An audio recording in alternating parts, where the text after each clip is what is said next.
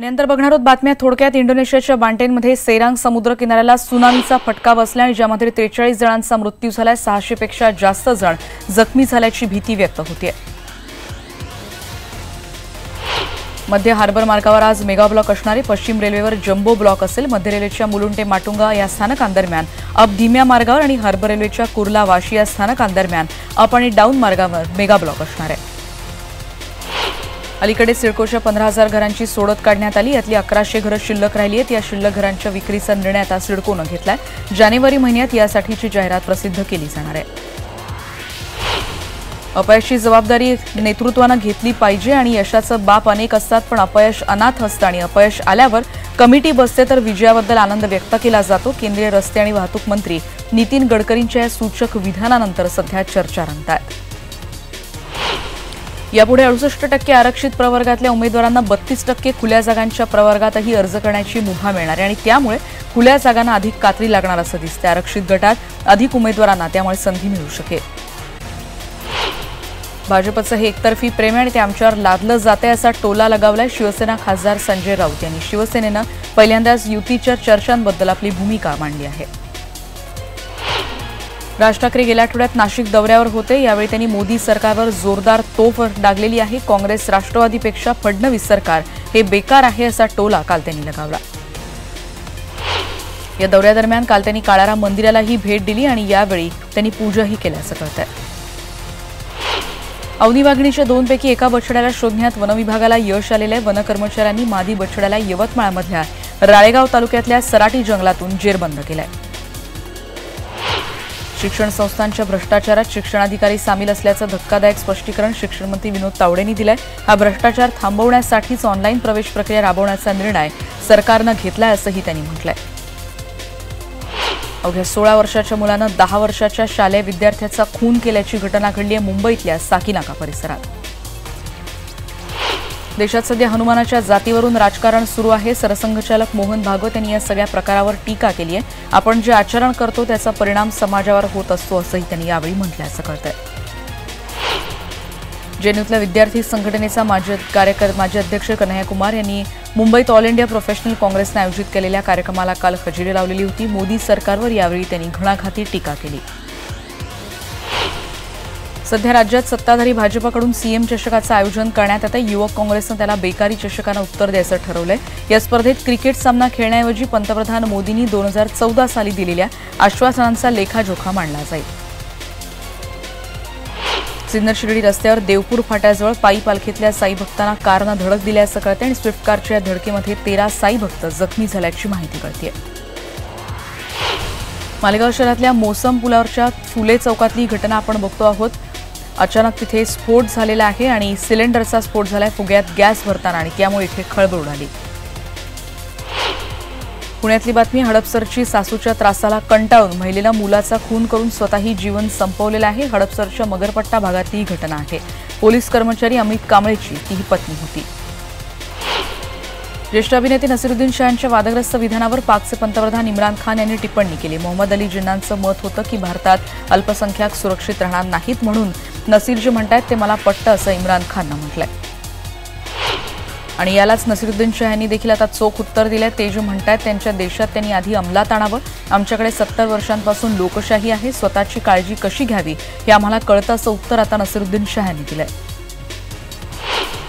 तुम्हाला आणखी किती स्वातंत्र्य हवंय असा सवाल अनुपम खेर यांनी नसीरुद्दीन शहांना विचारलाय। ते जे बोलले त्यांच्या भावना आहेत, मात्र म्हणून ते सत्य आहे हे असं आपण मानणार का असंही खेर यांनी म्हटलंय। बातमी पुण्यातली शिरूर तालुक्यातल्या विद्याधाम हायस्कूलमध्ये मुलांना खिचडीतून विषबाधा झालेली आहे। पोषण आहार योजनेअंतर्गत ही खिचडी शिजवण्यात आली होती। 41 विद्यार्थ्यांना विषबाधा झाल्याची माहिती कळतेय। मुंबईमध्ये सध्या कमाल तापमान हे किमान तापमानाच्या दुपटीपेक्षा जास्त नोंदवण्यात आलेलं आहे।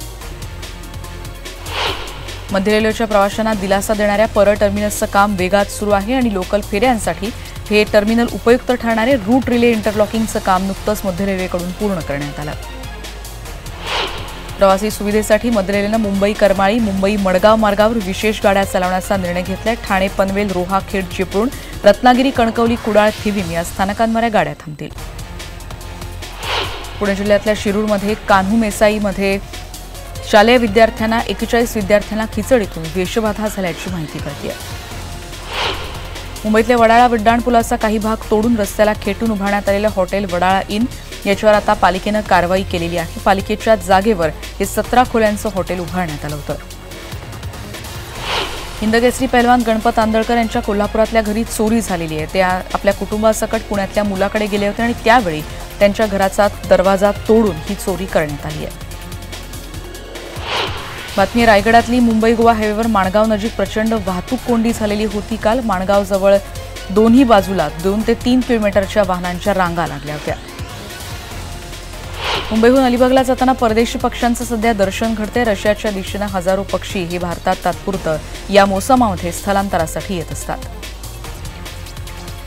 क्रिसमस नवीन वर्षासाठी मुंबईतल्या बाजारपेठा सजलेल्या आहेत. शोभेच्या वस्तू आणि भेटवस्तूंची खरेदी सध्या मोठ्या प्रमाणात सुरू आहे. वांद्रे इथे नेबरहूड फेस्टिवलच्या निमित्तानं वांद्रे पश्चिममध्ये समुद्रकिनारी प्रोमनाडच्या 1.5 किलोमीटर परिसरात रंगीबेरंगी दिव्यांची आकर्षक रोषणाई देखील करण्यात आली आहे. दिल्लीत नवीन गाडी घेताना नव्या वर्षात पार्किंग चार्ज द्यावा लागणार आहे. त्यामुळे गाडी खरेदी करणं आता महाग होणार आहे. परिवहन विभागाच्या आदेशानुसार 60 ते 75 हजाराच्या दरम्यान पार्किंग चार्ज असणार आहे. आरोग्य विभागाच्या शासकीय रुग्णालयातले अनेक डॉक्टर्स हे कामाच्या वेळेत खासगी प्रॅक्टिस करत असल्याचं दिसून आलंय. याची गंभीर दखल सध्या आरोग्य विभागानं घेतली आहे. काँग्रेस अध्यक्ष राहुल गांधींनी पंतप्रधान नरेंद्र मोदी, अमित शहा आणि भाजपविरोधात एक ट्विट केलंय. तुलसीराम प्रजापती, सोराबुद्दीन शेख, कौसरबी, जस्टिस लोया या सगळ्यांना कोणीही ठार केलं नाही, त्यांचा फक्त मृत्यू झाला अशा आशयाचं हे खोचक ट्विट काल राहुल गांधींनी केलंय.